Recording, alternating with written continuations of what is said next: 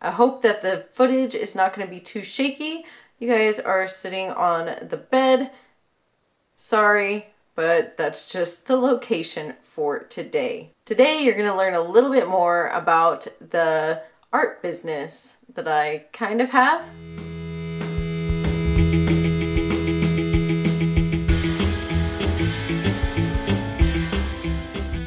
Hi guys, Ashley from ashcashbudget here. If you're new to this channel, I'm currently following the Dave Ramsey baby steps. I am on baby step number 2, paying off about $42,000 in debt. Here we go over my budget updates, my debt snowball, vlogs, hauls, different other videos like today's about my art business. If you want to continue to follow me on my journey, click the little red subscribe button down below and the bell icon to get notified whenever I post new videos. Today is the collab video, starting and operating a creative small business collab. Nicole from Art of the Budget and Abigail Haney had come up with this collab originally. There's a few other people that are participating in that, so I'll try to make sure to link as many people as I can down below that have participated or have been tagged in this. And I hardly talk about my business. There's been a few times in the past, but partially because I'm not really doing much with it at the moment. And also partially because, you know, things like my business budget is actually separated from my personal budget. So whenever I do something with it, it's usually separate. But I really have not been doing much with it lately. I'll just be completely honest here. I do have an art business though. I will link the Facebook down in the description below. I have not updated it in a really long time, but you can kind of see what kind of stuff that I have made and the different art mediums that I have gotten into. We start with, when did you take the leap to be a business? So I actually took that leap in late 2019, so like October, November, somewhere around then, because I wanted to get into the local farmers and crafts market here. In order to join the farmers market, you have to have a CRS identification number, which is a combined reporting system for taxes, so I can pay sales taxes and everything.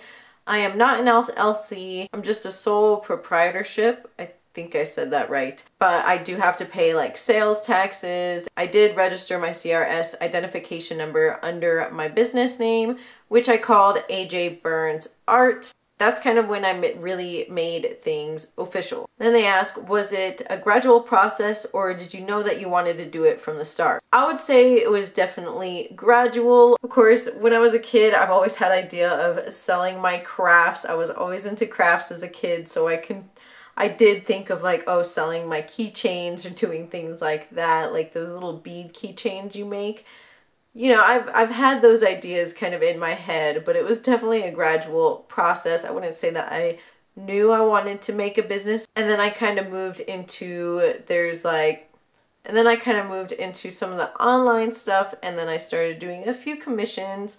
It wasn't anything big, you know, just some drawings for kind of relatively cheap. Of course, I was still building myself up. So Etsy actually came before the farmers market. So I had been doing some Etsy stuff. So I had been kind of dabbling and putting some stuff out there for sale. I was just slowly moving into that direction. But then I kind of just fully jumped into the farmers market. But then since then, after that happened, it was still pretty gradual. I was still building myself up slowly after I joined the farmers market. And then we come to, what was the most difficult aspect of building a business? I would say for me personally, kind of finding what sells and actually sticking with it, because I have a really huge problem with kind of sticking with one medium. I am always finding different things that I want to dabble in and constantly changing mediums.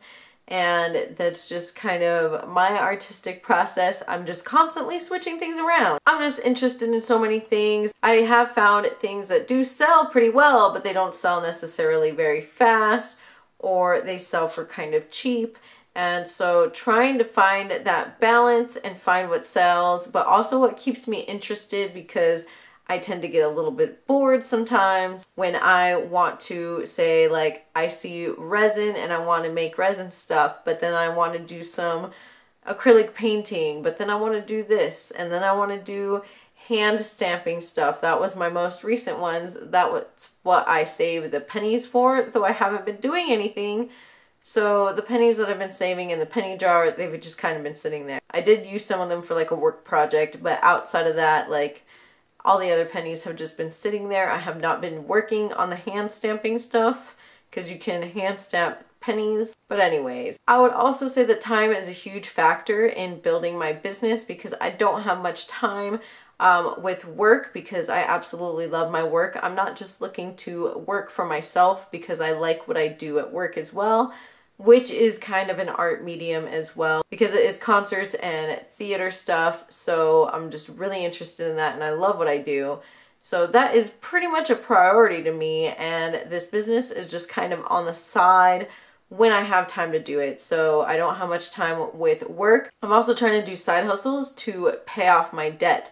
And because my business doesn't really make as much money as I could probably do with something else because I'm spending a lot more money to run the business, whereas with a lot of side hustles that I'm doing or I've tried, I'm not really spending money to make the money.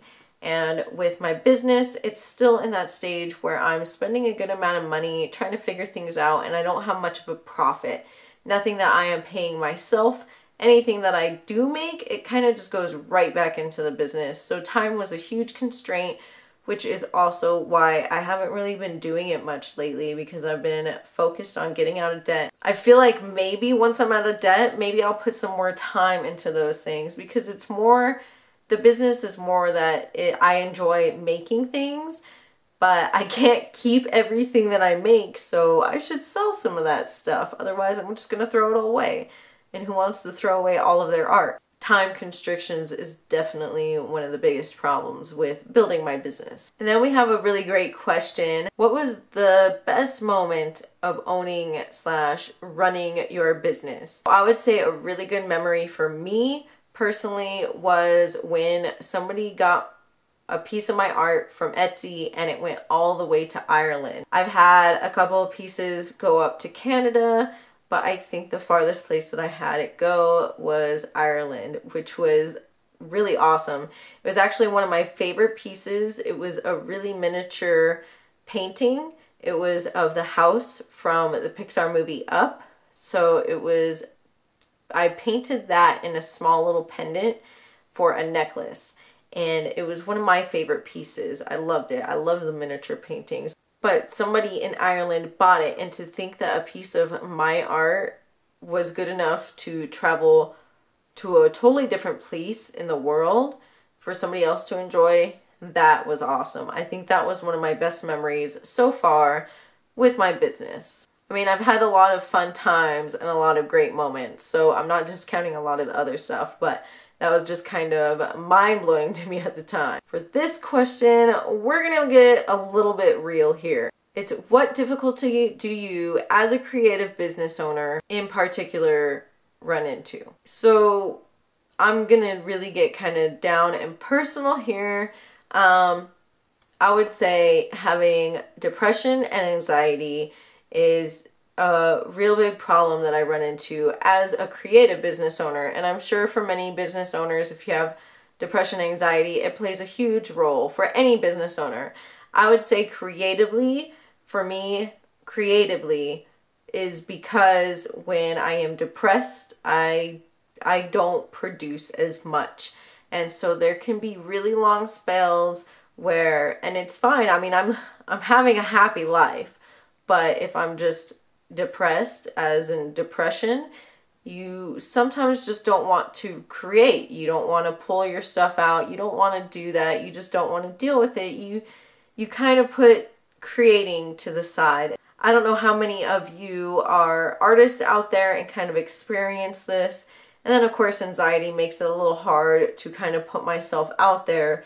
That's a little bit less of a problem, but anxiety does go along with depression a lot. So I would say you could also be nervous about the work that you are producing, but depression definitely brings you down, and I think it's really difficult to be a creative business owner when sometimes it's difficult for you to create. And even if you force yourself to create, sure, you can maybe still get stuff out there and keep your business going, but it can be really hard. And I know there's a lot of artists out there that kind of struggle with these issues.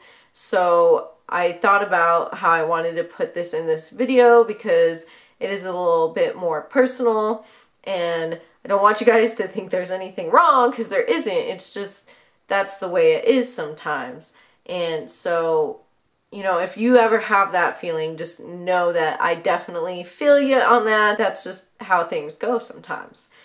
I just think it's difficult to be creative as a creative business owner when you don't want to do anything. And sometimes I've had those spells last for usually a couple years at a time where I just don't create anything.